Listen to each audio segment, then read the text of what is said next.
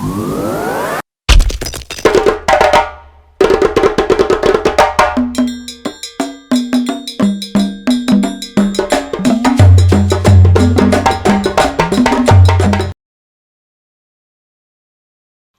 evening, ladies and gentlemen.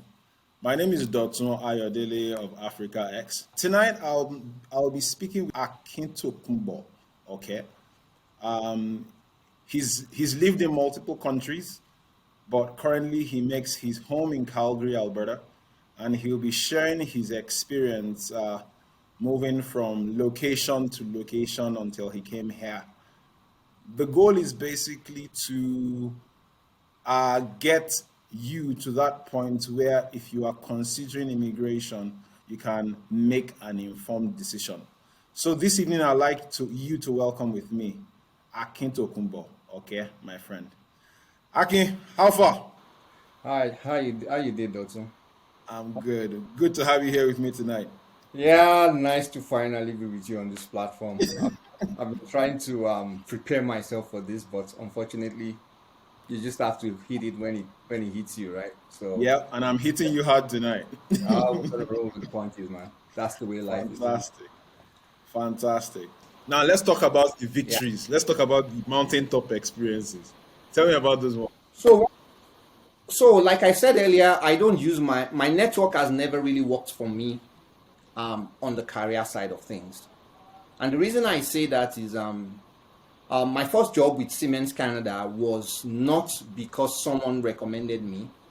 It was because I was a Siemens employee in the same department who applied.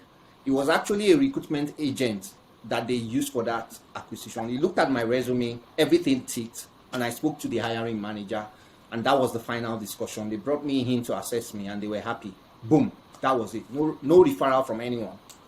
And then Therapure, I actually didn't see the hiring manager before I got hired. It was a Skype interview. We talked about it, and luckily I'd added some more certifications to my belt. I'd become a Lean Six Sigma black belt by that time. I had the portfolio management professional by PMI. I think at that time also I was preparing for my data analytics certification from Cornell. So those were the kind of things I talked about. And because of the way the company was going, they were doing a bit of strategic thing. And my specialty in my MBA was strategic management. So everything just tied together because they were a lean-based organization. So everything tied together. So I met him for the first time when I was doing the company tour. And after the tour, he just told me, well, expect an offer from me. And that was it. And the same thing when I left them and I then joined this mining company in Ontario. I just reached out to one of my recruiters in SI system based in Ontario. I was like, guy, I've been out of work. It was over a year this time around, not even 7 months. It was almost I think 14, 15 months, you know. And I was still putting money in the business. I didn't have an income. I was putting money in the business. I was feeding my family. Luckily, my wife was working, so she was very supportive. That's one thing I thank God for. I think I married the right partner. She's always very supportive, Yep. even when things are down. Don't get me wrong, we have our issues. We get at it, but that is the beauty of the relationship. It's just like any other relationship. As long as the respect is there, the support is there, and you all have a common goal, things will always work out. And for me, so far, um, I don't think I will have asked for a different journey with my partner so far, or a different journey based on my career, because the experiences I've had has helped me to push myself to even get further than I plan to in my current career journey. So I've joined this organization now, and in the last 2 months, I've done three new certifications because with my previous employer, I was doing business transformation. Now I'm doing digital business transformation. Even though I've been a project manager, most of my projects are technology driven, but not specifically IT. So now I'm dealing with IT stuff, and I've learned so much in the last 5, 6 months, and I continue to learn. So yeah, Interesting. that has been experience. Interesting. So there are a number of things that you've highlighted, and I'm going to just point to the ones that stand out to me. We've talked extensively about the network. We've talked about extensively about the value of relationships, whether they are intimate relationships like with your spouse or Yeah. career focused relationships like with your boss, or fantastic Yeah. social relationships with friends that your kids go to school with, or that you go to the same church, or you're just in the same social circle, right?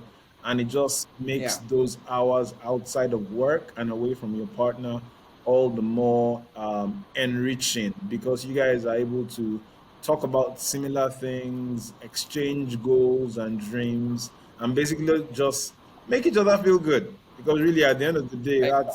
that's what it's that's an important part of life, right? Being able to feel good with where you are and what you're doing. So it sounds to me clearly like you've had both sides of the coin, and you are managing the balance of the experience. So that's always a great thing, and I'm really happy to hear that. Now, with all these years, of being outside of Nigeria and living the immigrant life, if you are going to do it all over again, what is there anything that you do differently? Honestly, I don't think there is anything that I can do differently that will make me more successful than I've been today. With every success come Yeah. failures. That's just it. When you hear success, people think everything is rosy. You fall in so many times, and one thing I've learned to do when I've fallen is to even humble myself more. One other relationship I would have loved to mention in the earlier question was, um, in Canada, there is that benefit of you being connected to like a career transformation or career support organization when you are either let go or you lose your job. And one that changed things for me recently is called IR Landing. One thing they taught me specifically when it comes to you branding yourself as someone looking for a job is not just to focus on your skills and qualifications, but to focus on your value, your passion. If you are good enough to be able to highlight your skills, brand yourself properly, and align an organization's value and passion to yours, and you see that link, Hmm. it's an easier way for you to get into or to get a word with the organization. And I've never looked at approaching a career discussion from that perspective. And it has helped me to know a little bit more about myself. What are my values? One thing I'm sure you notice I've been talking about relationships a lot. I'm a people person. I love to be there for people, and I love to see people grow. I love to see people grow higher than I have, because that is my value to the community I'm a part of. And being able to highlight my value and passion helped me to discover that that's one thing I actually love to do that puts a smile on my face. And unknowingly, I do it at work. Being a project manager, I always manage teams in excess of 30-35 people. And being able to know each and everybody's birthday and come to work with a cupcake on a week that some of your colleagues are having birthday, it changes the game for you as a project. Your deliverables will never be missed, and that's not because I want my job done, but I want my subordinates to be happy with their work. And how can you do that as a leader? The first thing you need to do is to identify where they are in their journey and help them to be more successful in their journey. It's you investing in them, and then you get the benefits of your deliverables being deliverable. And that works across all relationships, even with my friends. For example, Dotun, for example, the kind of conversations I have with Dotun is not how are we going to make the next 1 million? No, how can we add value to people within our community? How can we make our employees better, especially those that want you to help them, not those that feel they know everything and you are just a business owner that doesn't know what's going on. Yes, you are a business owner, you may not know the day-to-day running of the business, but you own the key to that business. You own what makes that business successful. Because without you, that person is not employed. Yeah.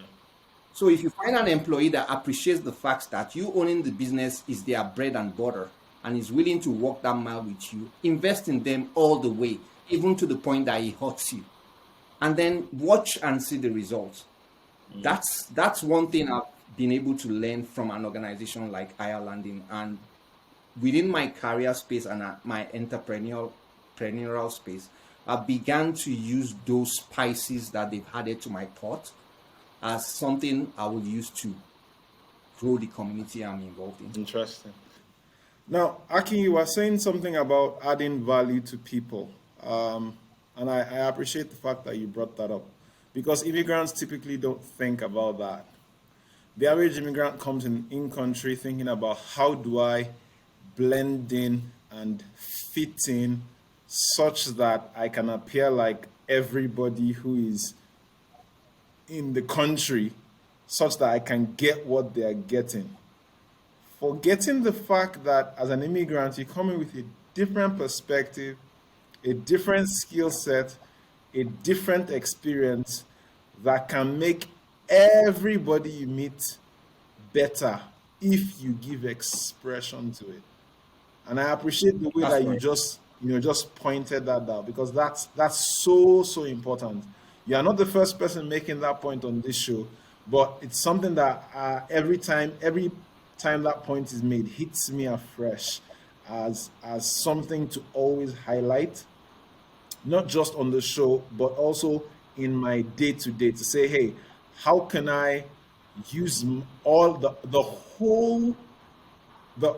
complete wholeness of my experience everywhere where I've been, everything I've done to add value to whoever I'm interacting with. So thanks for bringing that up again.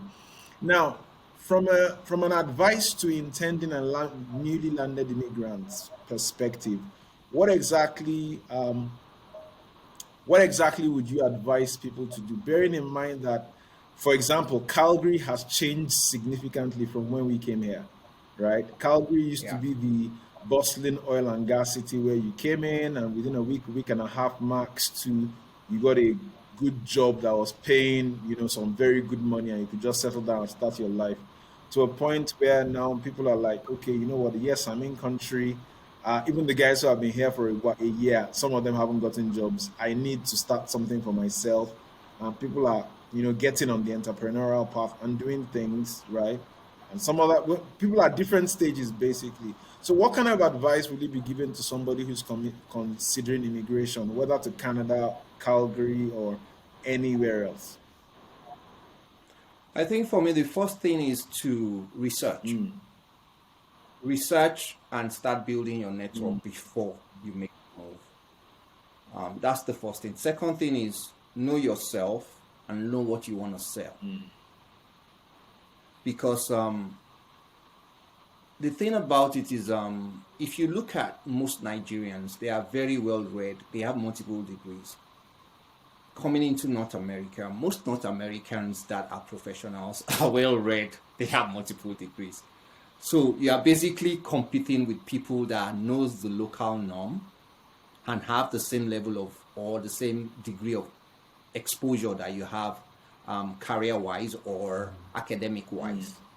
But the differentiator between you and them is the fact that you are comfortable in an uncomfortable environment. That's one of the key differentiator because you are landing in an environment that you have no clue how things are done. The fact that you have that courage to do that is one key driver that you can sell to mm, employers as long as you are able to articulate it in a way that it aligns with the organization's values, the missions, and their goals. mm, If you do your research, you'll be able to tie those knots. And that gives you that platform to be able to shine when you are faced, um, when you are in front of hiring managers or investors, for example. I'll use myself as an example. I've lived in 4 countries, 3 continents. Not so many people have done that. I've transitioned from being a medical doctor to being a management executive. Not so many people can do that. I have doctor colleagues that admire that. And does that mean that I can't still build a career in medicine? It doesn't mean it because medicine is the foundation for everything I have outside of medicine. For me to have built the capacity to be able to do an MBA, to be able to do all the various certifications I have, is because medical school taught me how to study how to apply the knowledge I acquire to exams, how to apply that knowledge to interviews, and then make the best of a very uncomfortable, tasking, and stressful situation, which is what I've used. So most people ask me, why did you leave medicine? I didn't have a reason for leaving medicine. Medicine was just not for me, basically. And I was smart enough to know that on time. Do I look back and still wish I practiced medicine? Yes, they pay a lot in Canada. But honestly, what does a GP do? He interviews a client, Yeah. diagnoses, and refers when it's beyond his. What do management consultants do Diagnose for a companies? It's the business. same. Yeah. What do Interviews project the managers do? client. The only difficult part is a physician is dealing with life. You are dealing with projects that you have deadlines. Yeah. Life has a deadline. You are trying to help the person not to get the deadline on time. Whereas projects, you are trying to help the person to get to the deadline quicker Quick. so you can save money. True. So it's the same skill set you use. You just need to be able to sell it. Who is a doctor? Is the head of a health team. Who are the members of the health team? A nurse, laboratory guy. In projects, it's the same. IT projects, you have your developers, you have your architecture guys, you have your infrastructure guys, and you coordinate. It's the same skill, is just how you use it. So being able to identify those key commonalities and selling yourself at any interview, be it to investors, be it to volunteer organization, is the key. Just know yourself, do your research, and position yourself to succeed. You will succeed. Wow. Okay, so I've never heard anyone say it that way before. So hats off to you. The way you just described, being able to one, be comfortable with discomfort, and two, use what you have, you know, to would I say use? I won't say use what to have to get what you want may not be, but identify the bridge, right, between what you want Exactly. and what you have already, and be able to say clearly that, Exactly. hey, you know what, I've done this before, whatever you think it is, even though you haven't done it in this way, but you've done the exact same Exactly. thing in some other way. So being able to draw that bridge is such a important skill set as an immigrant, and I'm glad that you are highlighting that. So one, research. Two, be comfortable with discomfort. Three, Yeah. identify the commonalities between your existing experience and the experience that you want in this new Yeah. environment. Those are Yeah. three very key things that quite when I look back, probably they've been highlighted literally on every episode of this show, and I'm glad that you are highlighting them and raising them again. So, I have one more oh, though. okay, hit me, hit me, hit me. The last one is be humble enough to learn. Okay. Once an organization sees that you are willing to learn, because what are you doing? You're coming into a new culture, you are coming into a new organization, you are coming into a new relationship with various people.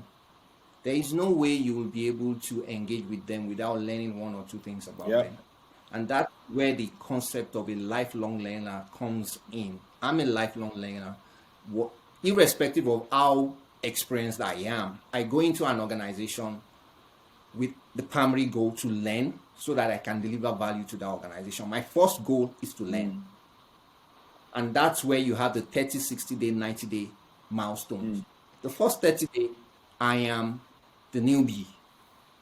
Feed me, feed me, feed me. That is it. Just feed me, feed me, feed me.